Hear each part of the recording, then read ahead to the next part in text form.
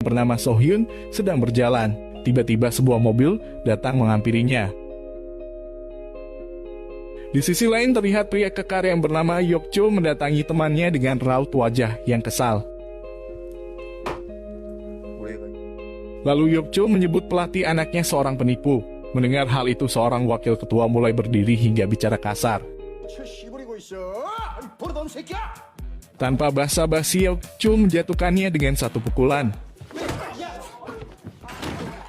Dan kemudian akhirnya Yokchul dipecat dari pelatih tinju.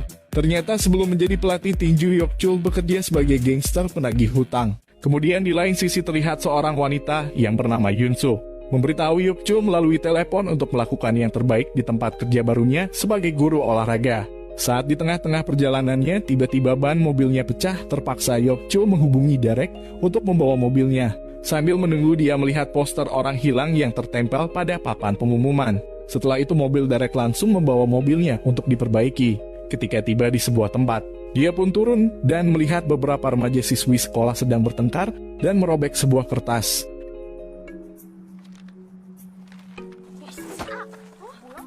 Wanita itu bernama Yojin. Dia menghampirinya dan memukulnya. Karena kesal, saat mereka sedang bertengkar untungnya Yokchul datang dan menyuruh mereka semua pulang. Saat Yokchul pergi, Yujin memberitahu 3 wanita itu jika Sonhyun tidak kembali, dia akan membunuh mereka.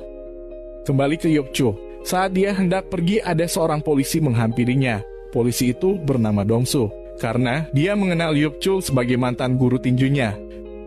Scene berpindah ke Yujin. Setelah pulang sekolah, dia pergi ke rumah nenek San Yung-san. Itu neneknya terus menanyakan tentang Sonhyun. Namun Yujin mengatakan kalau dia akan melapor polisi.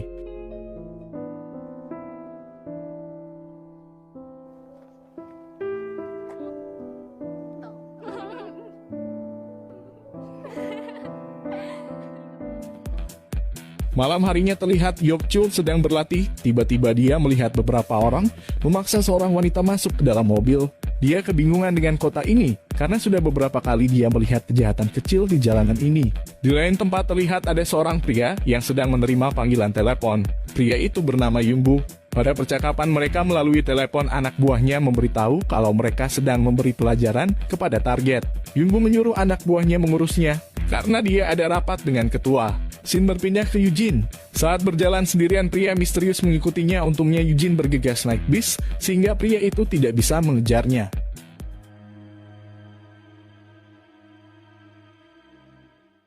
Keesokan harinya di sebuah sekolah, wakil kepala sekolah menjelaskan pekerjaan Yokchul yang menjadi guru olahraga. Yokchul juga diperkenalkan dengan guru-guru lainnya. Saat jam istirahat, Yokchul tidak sengaja bertabrakan hingga muridnya terpental.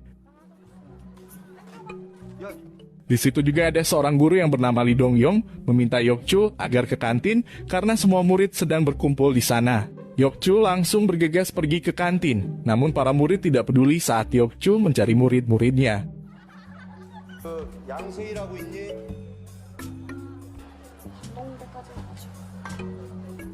Setelah melihat ketua Kim Gita, Yokchul langsung menyambutnya. Di situ dia melihat Yujin dan langsung menghampirinya. Dia menanyakan tentang Sohyun yang sudah 1 tahun tidak membayar uang sekolah. Mendengar hal itu, Yujin langsung kesal karena Yokchul tidak mengetahui apa yang sudah menimpa Sohyun. Setelah itu Yujin pun pergi. Di ruang guru terlihat Yujin sedang diperingati karena memasang poster Sohyun.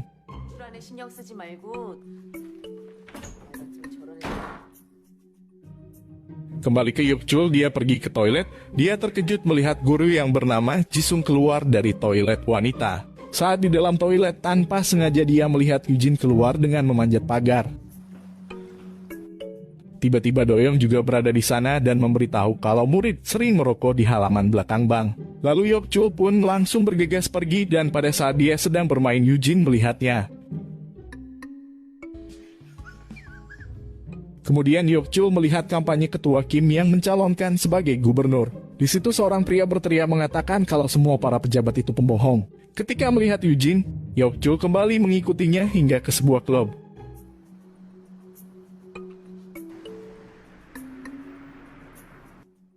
Yujin pun masuk hanya untuk mencari Sohyun. Untung saja Yokchul datang tepat waktu untuk membawanya pulang. 주라.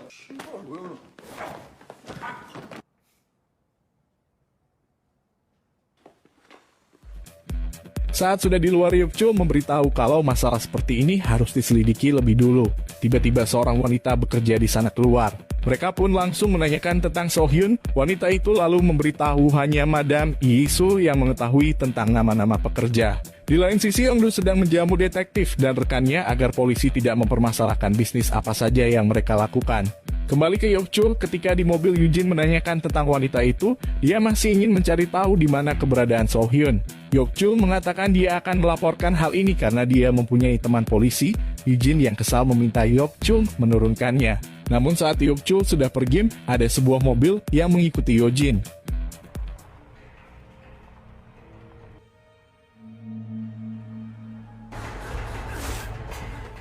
Saat di perjalanan pulang, Yuk-chul mendengar ada handphone bergetar.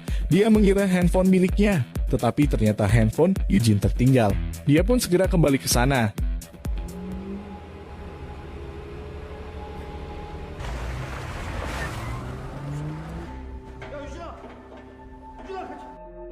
Berlanjut di rumah sakit, detektif polisi mengatakan kalau mereka akan menyelidiki kasus ini. Setelah para detektif keluar, Yuk-chul menghampiri Dong-su. Di situ Yuk-chul merasa ada yang aneh dengan dua polisi itu, karena tindakan mereka seperti tidak peduli. Lalu Dong-su menjawabnya dengan gugup kalau laporan harus ada persetujuan dari keluarga. Keesokan harinya Yuk-chul meminta persetujuan nenek San Yung-san. Setelah itu dia memberikannya kepada Dong-su. Dia meminta Dong-su dengan cepat untuk mengurus laporan tersebut. 바로 처리할게요. 좀 제대로 좀 해. 빨리. 빨리 해. 예. Namun dia terlambat datang ke sekolah karena mengurus persetujuan tersebut. Setelah itu Yuk-chul menanyakan tentang So-hyun dengan guru lain, akan tetapi jawabannya seperti tidak memperdulikan muridnya sama sekali. Saat keluar dari ruang guru, Doyeon memberitahu untuk tidak memperdulikan masalah ini jika tidak ingin ada masalah. Lalu Yujin datang menghampirinya. Ternyata dia ingin bergegas menemui Madam Yesul, namun Yuk-chul melarangnya karena sangat berbahaya. Ketika Yujin sendirian, Jisung menghampirinya dan mengajaknya berbincang-bincang. Sedangkan di lain tempat, Dong-su tidak bisa berbuat apapun karena atasannya menyuruhnya tidak membuat laporan. Kembali ke sekolah, Yuk-chul melihat Yujin berjalan bersama Jisung. Tiba-tiba dia melihat asap yang keluar dari toilet. Namun murid-murid tetap tidak mau mengakui, hingga akhirnya dia menemukan sebuah kamera di toilet wanita.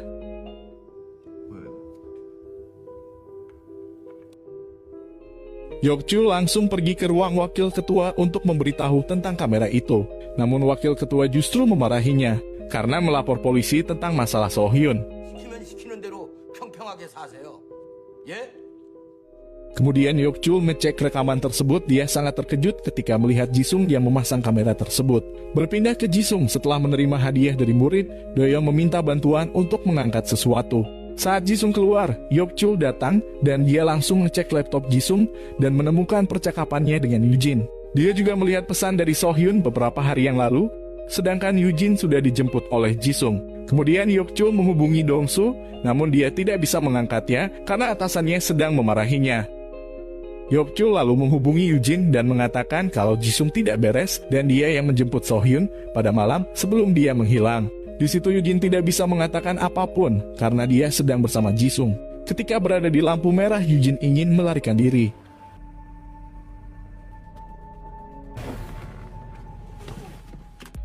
Saat dalam perjalanan, Yujin memberitahu Yuk-chul kalau mereka sedang menuju rumah Jisung. Setelah itu Yujin terus menanyakan tentang So-hyun hingga Jisung langsung memukulnya sampai pingsan. Ketika sadar, Yujin ketakutan dengan tangan terikat. Saat Jisung sedang berbicara, Yujin melihat ponsel milik So-hyun. Pada saat yang sama juga Yuk-chul sudah sampai di depan rumah Jisung.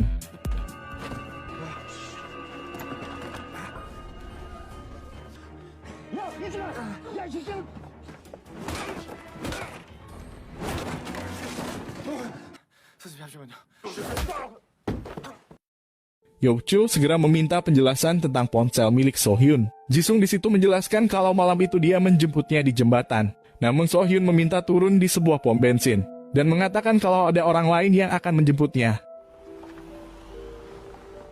Setelah dia kembali lagi, hanya ponselnya yang tergeletak di lantai. Jisung sudah meminta maaf, namun Eugene sudah memanggil polisi sehingga Jisung ditangkap. Saat di kantor polisi, Yok-chul meminta polisi untuk menyelidikinya dengan baik, bukan dengan omong kosong. 이거 제대로 좀 알아봐달라고요. 그거 말로만 하지 말고. Malam harinya Yok-chul menunggu Dong-su di depan kantor. Setelah bertemu, Dong-su memberitahu kalau laporannya sudah dimasukkan. Di situ Yok-chul terus memaksanya untuk memperbaiki ponsel itu dan mengecek panggilan terakhir di ponsel tersebut. Sedangkan polisi menginterogasi Jisung, namun Jisung hanya memandangi buku ketua Kim. Di lain tempat terlihat Yeongdu yang sedang melakukan aktivitas bisnisnya. Polisi memberitahunya kalau Yok-chul membawa bukti tentang So-hyun. Ketika itu Yeongdu langsung memberitahu ketua Kim tentang masalah itu. Ketua Kim menyuruhnya untuk segera mengatasi semuanya. Ketua Kim juga memberitahu komisaris tentang masalah itu. Di sisi lain, saat Eugene kembali pulang, terlihat ada seorang pria misterius yang sedang mengawasinya dari dalam mobil. Keesokan harinya, semua guru terkejut ketika melihat foto Jisung tersebar karena tidak beretika. Setelah itu, Ketua Kim langsung mengeluarkan Yok-chul dari sekolah. Padahal dia tidak melakukan kesalahan apapun, Yok-chul hanya memandangi Ketua Kim dengan tatapan curiga. Ketika sedang merenung, tiba-tiba Dong-su menghubunginya dan mengatakan tentang kabar So-hyun. Lalu Yok-chul segera bergegas pergi ke lokasi. Saat sudah sampai, dia terkejut karena banyak polisi di sana. Pada saat yang sama juga Eugene datang, Dong-su memberitahu kalau yang ditemukan adalah mayat So-hyun.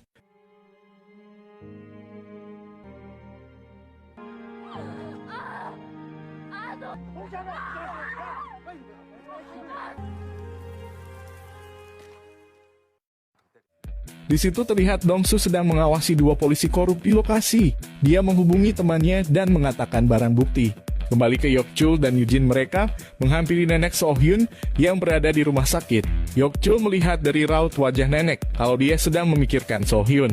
Di lain sisi terlihat Dong-su masuk ke dalam kantor, melihat keadaan mulai sepi, dia memasuki ruangan dan memeriksa meja polisi korup. Namun Dong-su ketahuan di CCTV, mereka berniat melakukan sesuatu kepada Dong-su. Di sisi lain, Ketua Kim meminta bantuan kepada komisaris. Komisaris pun tidak bisa menolaknya karena jabatannya sekarang adalah berkat bantuan dari Ketua Kim. 경찰서장 배지 누가 달아준 거냐? Berpindah ke Yok-chul, ketika masih di rumah sakit, Dong-su memberitahunya kalau So-hyun melakukan obrolan pesan dengan Madam Yesro.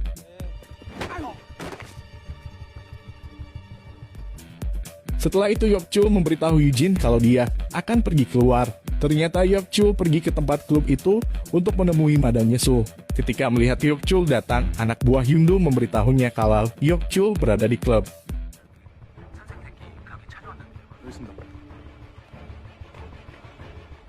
Yok-chul pun akhirnya bertemu dengan Madam Yesoo dan langsung menanyakan tentang So-hyun. Madam Yesoo langsung menceritakan saat So-hyun bekerja. 무슨 일 있었는지. Ternyata pada saat itu So-hyun disuruh melayani komisaris polisi dijadikan alat pemulus pencalonan kepala Kim. Namun malam itu So-hyun memukul komisaris dan melarikan diri. Kembali ke Yok-chul, dia melihat sekelompok orang membawa pemukul bisbol, lalu dia justru menghampirinya.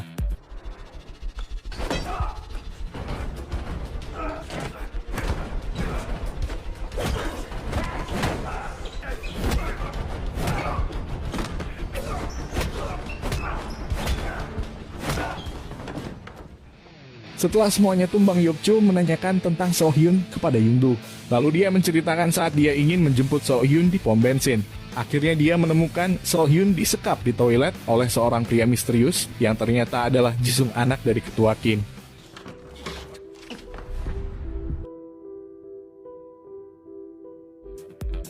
Setelah mendapatkan informasi dari Hyungdu, Yok-chul segera bergegas pergi.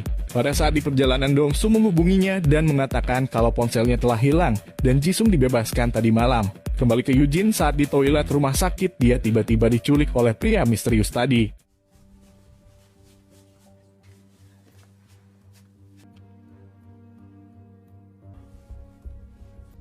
내가 나에 대해서 오해하고 있는데 Di sisi lain, pihak rumah sakit memberitahu Yok-chul kalau Eugene menghilang, bahkan ponselnya tidak aktif. Kembali saat pembunuhan So Hyun, ketua Kim datang karena Yundung memberitahunya.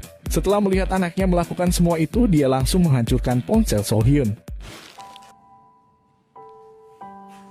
당이 뭐냐? Di lain sisi, Yok Chul mencari Yujin di rumah Jisung, namun dia tidak menemukannya dan terus mencarinya.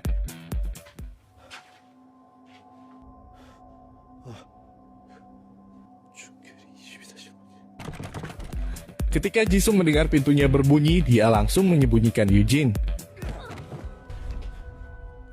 Di situ ketua Kim menyuruh Jisung untuk pindah ke luar negeri karena dia terlalu banyak membuat masalah. Kembali ke So Hyun, faktanya yang membunuh So Hyun adalah ketua Kim. Dia melakukan hal tersebut untuk menyelamatkan nama baiknya.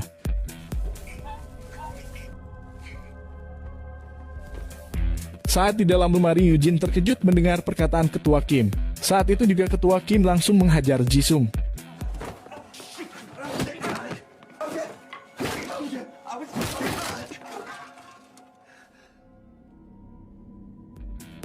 Ketika ketua Kim akan membuka lemari itu, tiba-tiba ponselnya berdering. Panggilan tersebut adalah komisaris yang menghubunginya karena ada pertemuan. Setelah ayahnya pergi, Jisung membuka lemari.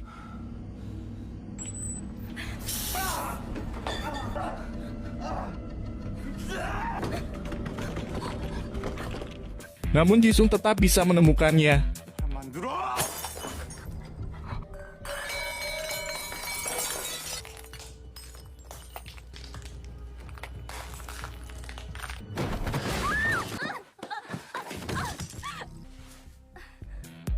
Pada saat Yujin akan disakiti Jisung, dia mendengar ada yang menggedor pintunya.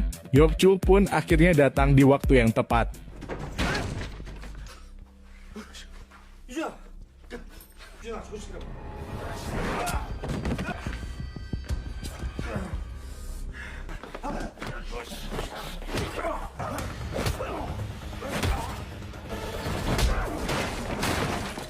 Dan di lain tempat, ketua Kim berhasil menjadi gubernur karena menang di pemilihan. Kembali ke Yok Chul, saat di jalan menuju rumah sakit, Yujin mengatakan kalau yang membunuh So Hyun adalah ketua Kim. Setelah mengantar Yujin ke rumah sakit, dia kembali pergi untuk menyelesaikan semuanya.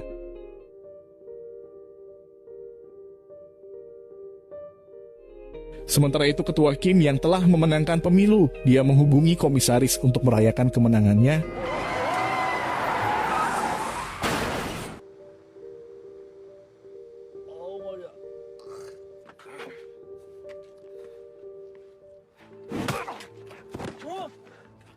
이 새끼 내가 누군지 알아, 새끼야?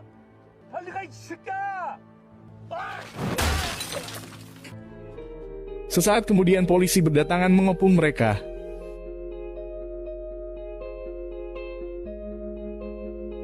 Keesokan harinya, berita memberitahu kalau ketua Kim adalah pembunuh So Hyun. Komisaris polisi dan anak buahnya juga terlibat dalam pembunuhan tersebut.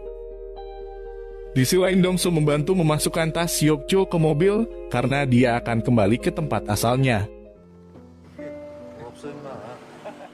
Sebelum pergi, dia menjenguk Yujin terlebih dahulu. Setelah sadar, Yujin terlihat senang karena melihat boneka di mejanya.